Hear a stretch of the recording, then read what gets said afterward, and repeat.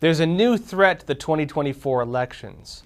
Anyone could create false evidence. Anyone could create video or audio that's made to look just like a political figure in order to sway public opinion. And manipulation like this is already a crime. Look, in 2016, Douglas Mackey, known as Ricky Vaughn Online, created fake campaign ads that could encourage people to cast votes that would not be counted. This included images, for example, that looked like they were sponsored by the Clinton campaign and encouraged their supporters to vote by text or by social media. Now, of course, it was fake. He was recently convicted in New York and faces 10 years in prison for spreading what are considered to be memes. Similarly, back in 2016, the Clinton campaign, the DNC, and the Obama intel community created and then disseminated false information on then-candidate Donald Trump, which made it appear he colluded with Russia. That information was used to mislead voters in 3 elections, in 2016, 2018, and in 2020. And they were also convicted. They were not convicted. Nobody went to jail for that one. But that's beside the point, folks. What's important now is 2024, and there's a new threat to the elections. This time, it's artificial intelligence. Russia could use it to spread disinformation. Internet trolls could use it to mislead voters with fake campaign ads, just like Douglas Mackey was found guilty of. AI could even be used for racism or to undermine socialism, equity. OpenAI CEO Sam Altman even told a Senate panel that the use of artificial intelligence to interfere with election integrity is a significant area of concern. Watch. It's one of my areas of greatest concern, the more general ability of these models to manipulate, to persuade, to provide sort of one-on-one interactive disinformation. I think that's like a broader version of what you're talking about, but given that we're going to face an election next year and these models are getting better, I think this is a significant area of concern. Well, maybe a significant area of concern, but the Biden administration, they have a solution. And the solution is massive government control over information through artificial intelligence. Look, I'm half joking here, being a little tongue-in-cheek, but this is actually pretty serious. AI can be used to create deeply convincing videos, images, and audio of just about anybody. And we can expect to see a lot of fake news using this type of technology, realistically.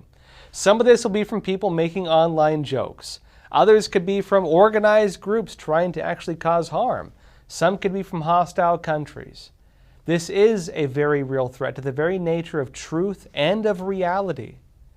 But look, the solution that's now being put in place may not be any better. In fact, it may be a lot worse. Some countries are pushing for verified human IDs, meaning they need to prove you're human. Others are pushing for deeper online monitoring for information, which could include basically the elimination of digital privacy. In the United States, well, the government is putting in place new AI control systems that could affect the very foundations of online information.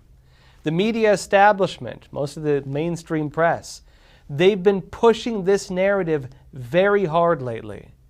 The Associated Press recently warned that these new AI technologies, they claim, are, quote, realistic enough to fool voters and perhaps sway an election. Now, we've seen some real-world examples of this, giving them some credit. People have been creating, for example, joke videos of Joe Biden or Hillary Clinton making really controversial statements. Others have included fake interviews, and for the most part, it's been done mainly as jokes. People are doing it because it's funny. But the technology can actually look surprisingly real. Check this one out. This is an interview done with Joe Rogan and Donald Trump, and it never happened. Watch. Is it true that you won't be going back to Twitter, even though Elon Musk bought it and reinstalled your account? Joe, let me tell you, True Social is the future of social media. It's the best, the biggest, the most outstanding platform out there. And I'm proud to say that we have exclusive agreements in place that ensure that our users will always have access to the most powerful and effective means of communication. Now, the audio for that is purely from AI. The images they put on afterwards. It's not perfect. Some would be, some actually would find it pretty convincing though. Now, there are actually similar posts going around with, the controversy, for example, with school libraries and Target, for example, bringing on a clothing line from a designer who was openly promoting Satanism, which actually did happen. But someone created AI-generated images around this, and it really managed to fool quite a few people. Some of the images are actually very real looking. Now keep in mind also, however, this is not just about AI videos and images. It's also about information and how information more specifically is being curated. Many conservatives have noted, very accurately, that AI has a very serious left-wing bias. Queries of news articles and stories and so on with AI systems such as, ChatGPT, they often give left-wing talking points. The technology could be problematic, especially with that, and especially in a system of government like ours in the United States, where people vote for their elected leaders based on their best judgment of public information. What happens when only one side is being shown? But we're also in one of those situations again, where, while facing a crisis, the solution could be worse than the problem. As things currently stand, the new regulations already being worked on, some already in place, could have a massive impact on the restriction of information. We know, for example, that AI has a political bias, caused in part by the companies behind them, Google, Microsoft, and others. If journalists, students, or researchers use AI for their works, the news articles and reports they create from that will also contain that same bias. Then if regulators like the federal government try to control AI or to regulate it more completely to, fight against disinformation, then they will begin regulating information at its root. In other words, they would control the system that curates information that journalists, students, and researchers at many organizations are currently using. And they could become the gatekeepers, in other words, of an approved government reality. Now, alongside this are the fact checks. Keep in mind, Twitter has broken the mold to an extent using their community note system. Something controversial, but gives people really the power to fact check. That's the ability of the Twitter community to fact check content themselves. Even Biden himself is getting fact checked.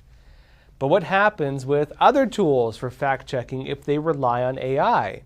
As we're already seeing, for example, some news outlets and search engines are already doing that. What would it mean, in other words, that really, it means the person who controls the AI controls the fact checks. And whoever controls the checks on information controls the information that it generates. And that brings us to the government takeover of AI. Well, folks, guess who's in charge of the new government program on AI? That'd be none other than Vice President Kamala Harris. She's your new AI czar. Stay tuned after the break. We'll be going into the government programs on AI and what that means for who controls information.